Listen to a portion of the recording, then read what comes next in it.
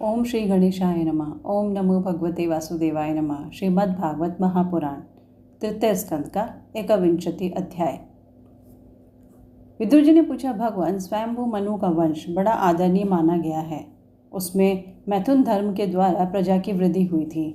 अब आप मुझे उसी की कथा सुनाइए। ब्राह्मण, आपने कहा था कि स्वयंभू मनु के पुत्र प्रियव्रत और उत्तानपाद ने 7 द्वीपों वाली पृथ्वी का धर्मपूर्वक पालन किया था तथा उनकी पुत्री जो देवहूति नाम से विख्यात थी, कर्दम प्रजापति को ब्याही गई थी। देवहूति योग के लक्षण यम आदि से संपन्न थी। उससे महायोगी कर्दम जी ने कितनी संतानें उत्पन्न की, वह सब प्रसंग आप मुझे सुनाइए। मुझे उसके सुनने की बड़ी इच्छा है। इसी प्रकार भगवान रुचि और ब्रह्मा जी के पुत्र दक्ष प्रजापति ने भी मुनि जी की कन्याओं का पाणी ग्रहण करके उनसे किस प्रकार क्या क्या संतान उत्पन्न की, यह सब चरित्र भी मुझे सुनाइए। मैत्रेय जी ने कहा, विदुर जी, जब ब्रह्मा जी ने भगवान कर्दम को आज्ञा दी कि तुम संतान की उत्पत्ति करो, तो उन्होंने 10,000 वर्षों तक सरस्वती नदी के तीर पर तपस्या की। वे एकाग्रचित से प्रेम पूर्वक पूजन उपचार द्वारा शरणागत वरदायक श्री हरि की आराधना करने लगे। तब सत्ययुग के आरंभ में कमल नयन भगवान श्री हरि ने उनकी तपस्या से प्रसन्न होकर उन्हें अपने शब्द ब्रह्म स्वरूप से मूर्तिमान होकर दर्शन दिए। भगवान की यह भव्य मूर्ति सूर्य के समान तेजोमय थी। वे गले में श्वेत कमल और कुमुद के फूलों की माला धारण किए हुए थे। मुख कमल नीली और चिकनी अलकावली से सुशोभित था। वे निर्मल वस्त्र धारण किए हुए थे। सिर पर झिलमिलाता हुआ सुवर्णमय मुकुट, कानों में जगमगाते हुए कुंडल और कर कमलों में शंख, चक्र, गदा आदि आयुध विराजमान थे। उनके एक हाथ में क्रीड़ा के लिए श्वेत कमल सुशोभित था। प्रभु की मधुर मुस्कान भरी चितवन चित्त को चुराए लेती थी। उनके चरण कमल गरुड़ जी के कंधों पर विराजमान थे तथा वक्षस्थल में लक्ष्मी जी और कंठ में कौस्तुभ मणि सुशोभित थी। प्रभु की इस आकाश स्थित मनोहर मूर्ति का दर्शन करके कर्दम जी को बड़ा हर्ष हुआ, मानो उनकी सभी कामनाएं पूर्ण हो गई। उन्होंने सा आनंद हृदय से पृथ्वी पर सिर टेककर भगवान को साष्टांग प्रणाम किया और प्रेम प्रणव चित्त से हाथ जोड़कर सुमधुर वाणी से वे उनकी स्तुति करने लगे। कर्दम जी ने कहा, स्तुति करने योग्य परमेश्वर, आप संपूर्ण सत्वगुण के आधार हैं। योगी जन उत्तरोत्तर शुभ योनियों में जन्म लेकर अंत में योगस्थ होने पर आपके दर्शनों की इच्छा करते हैं। आज आपका वही दर्शन पाकर हमें नेत्रों का फल मिल गया।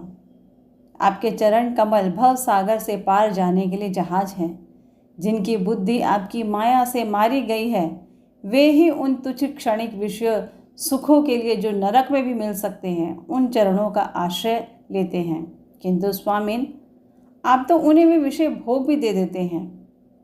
प्रभु, आप कल्प वृक्ष हैं। आपके चरण समस्त मनोरथों को पूर्ण करने वाले हैं। मेरा हृदय काम कलुषित है।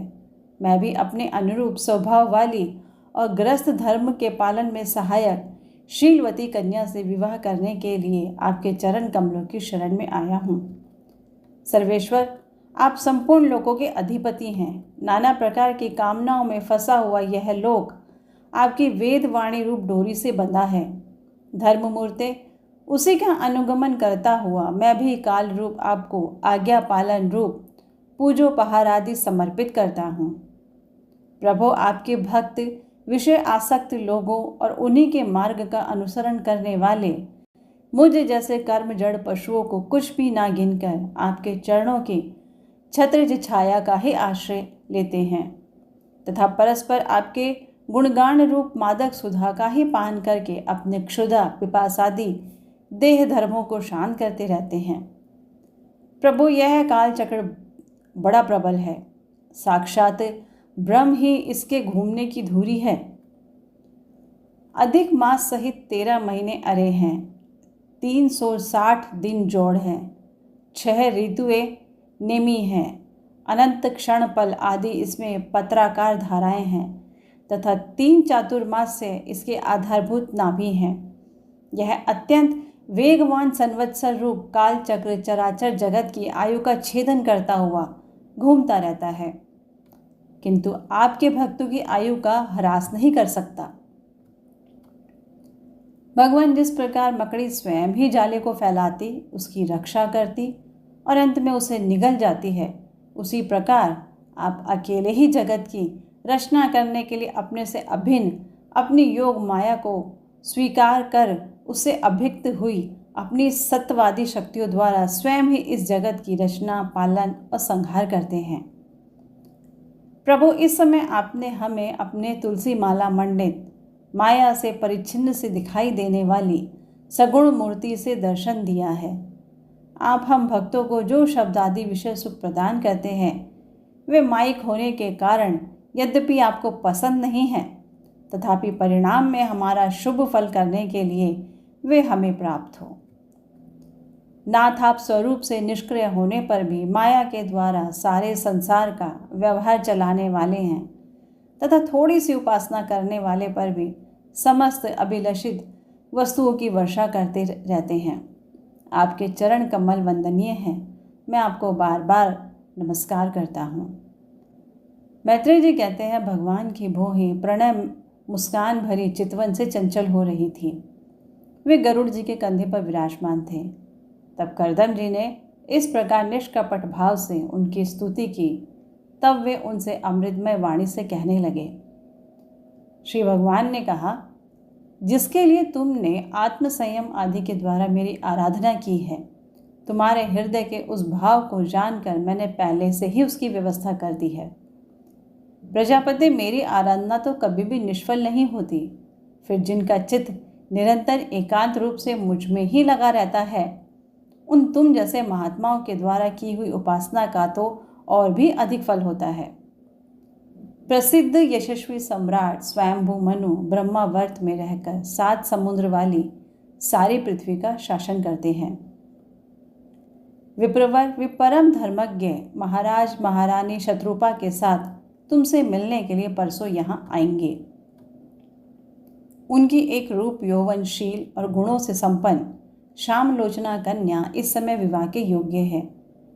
प्रजापति, तुम सर्वथा उसके योग्य हो, इसलिए वे तुम्ही को वह कन्या अर्पण करेंगे। ब्रह्मण गत अनेक वर्षों से तुम्हारा चित्त जैसी भार्या के लिए समाहित रहा है, अब शीघ्र ही वह राजकन्या तुम्हारी वैसी ही पत्नी होकर यथेष्ट सेवा करेगी। वह तुम्हारा वीर अपने गर्भ में धारण कर उससे 9 कन्याएं उत्पन्न करेगी और फिर तुम्हारी उन कन्याओं से लोक रीति के अनुसार मरीचि आदि ऋषिगण पुत्र उत्पन्न करेंगे। तुम भी मेरी आज्ञा का पालन अच्छी तरह पालन करने से शुद्धचित हो। फिर अपने सब कर्मों का फल मुझे अर्पण कर मुझको ही प्राप्त होगे। जीवों पर दया करते हुए तुम आत्मज्ञान प्राप्त करोगे और फिर सबको अभयदान दे अपने सहित संपूर्ण जगत को मुझ में और मुझको अपने में स्थित देखोगे। महामुनि, मैं भी अपने अंशकला रूप से तुम्हारे वीर्य द्वारा तुम्हारी पत्नी देवहूति के गर्भ में अवतीर्ण होकर सांख्य शास्त्र की रचना करूँगा। मैत्रेय जी कहते हैं, विदुर जी करदम ऋषि से इस प्रकार संभाषण करके इंद्रियों के अंतर्मुख होने पर प्रकट होने वाले श्रीहरि सरस्वती नदी से घिरे हुए उस बिंदुसर तीर्थ से, जहाँ करदम ऋषि तप कर रहे थे, अपने लोक को चले गए। भगवान के सिद्ध मार्ग की सभी सिद्धेश्वर प्रशंसा करते हैं। वे करदम जी के देखते देखते अपने लोक को सिधार गए। उस समय गरुड़ जी के पक्षों से जो शाम की आधारभूताएं ऋचाएं निकल रही थी, उन्हें वे सुनते जाते थे। विदुर जी श्री हरि के चले जाने पर भगवान करदम उनके बताए हुए समय की प्रतीक्षा करते हुए बिंदु सरोवर पर ही ठहरे रहे।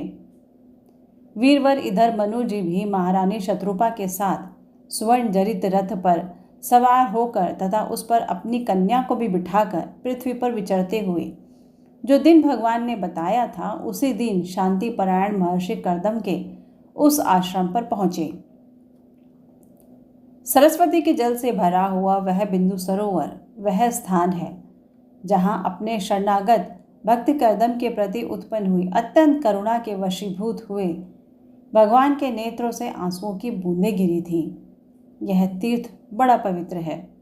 इसका जल कल्याणमय और अमृत के समान मधुर है तथा महर्षिगण सदा इसका सेवन करते हैं। उस समय बिंदु सरोवर पवित्र वृक्ष लताओं से घिरा हुआ था, जिनमें तरह तरह की बोली बोलने वाले पवित्र मृग और पक्षी रहते थे। वह स्थान सभी ऋतुओं के फल और फूलों से संपन्न था और सुंदर वन श्रेणी भी उसकी शोभा बढ़ाती थी। वहाँ झुंड के झुंड मतवाले पक्षी चहक रहे थे, मतवाले भौरे मंडरा रहे थे। उन्मत्त मयूर अपने पिच फैला फैला कर नट की भांति नृत्य कर रहे थे और मतवाले कोकिल कुहू कुहू करके मानो एक दूसरे को बुला रहे थे। यह आश्रम कदम, चंपक, अशोक, करंज, पकुल, असन, कुंद, मंदार, कुटज और नए नए आम के वृक्षों से अलंकृत था।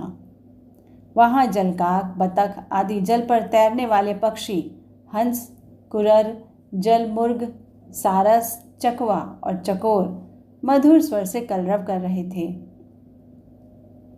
हरिण, सुअर, स्याही, नीलगाय, हाथी, लंगूर, सिंह, वानर, नेवले और कस्तेरे मृग आदि पशुओं से भी वह आश्रम घिरा हुआ था। आदिराज महाराज मनु ने उस उत्तम तीर्थ में कन्या के सहित पहुंचकर देखा कि मुनिवर करदम अग्निहोत्र से निवृत्त होकर बैठे हुए हैं। बहुत दिनों तक उग्र तपस्या करने के कारण वे शरीर से बड़े तेजस्वी दिख पड़ते थे तथा भगवान के स्नेहपूर्ण चितवन के दर्शन और उनके उच्चारण किए हुए करुणामित रूप सुमधुर वचनों को सुनने से इतने दिनों तक तपस्या करने पर भी वे विशेष दुर्बल नहीं जान पड़ते थे। उनका शरीर लंबा था, नेत्र कमल दल के समान विशाल और मनोहर थे। सिर पर जटाएं सुशोभित थी और कमर में चीर वस्त्र थे। वे निकट से देखने पर बिना सान पर चढ़ी हुई महामूल्य मणि के समान मलिन जान पड़ते थे। महाराज स्वयंभू मनु को अपनी कुटी में आकर प्रणाम करते देख उन्होंने उन्हें आशीर्वाद से प्रसन्न किया और यथोचित आतिथ्य की रीति से उनका स्वागत सत्कार किया। जब मनु जी अपनी पूजा ग्रहण कर स्वस्थ चित्त से आसन पर बैठ गए, तब मुनिवर करदम ने भगवान की आज्ञा का स्मरण कर उन्हें मधुर वाणी से प्रसन्न करते हुए इस प्रकार कहा। देव, आप भगवान विष्णु की पालन शक्ति रूप हैं, इसलिए आपका घूमना फिरना निस्संदेह सज्जनों की रक्षा और दुष्टों के संहार के लिए ही होता है। आप साक्षात विशुद्ध विष्णु स्वरूप हैं तथा भिन्न भिन्न कार्यों के लिए सूर्य, चंद्र, अग्नि, इंद्र, वायु, यम, धर्म और वरुण आदि रूप धारण करते हैं। आपको नमस्कार है। आप मणियों से जड़े हुए जयदायक रथ पर सवार हो अपने प्रचंड धनुष के टंकार करते हुए उस रथ की गड़गड़ाहट से भी पापियों को भयभीत कर देते हैं और अपनी सेना के चरणों से रौंदे हुए भूमंडल को कपाते अपनी उस विशाल सेना को साथ लेकर पृथ्वी पर सूर्य के समान विचरते हैं।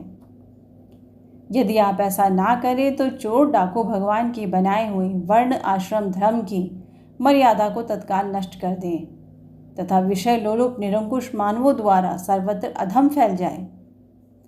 यदि आप संसार की ओर से निश्चित हो जाए तो यह लोक दुराचार्यों के पंजे में पड़कर नष्ट हो जाए। तो भी वीरवर, मैं आपसे पूछता हूँ कि इस समय यहाँ आपका आगमन किस प्रयोजन से हुआ है। मेरे लिए जो आज्ञा होगी उसे मैं निष्कपट भाव से सहर्ष स्वीकार करूँगा। तृतीय स्कंद का 21वां अध्याय संपन्न हुआ। ओम नमो भगवते वासुदेवाय नमः।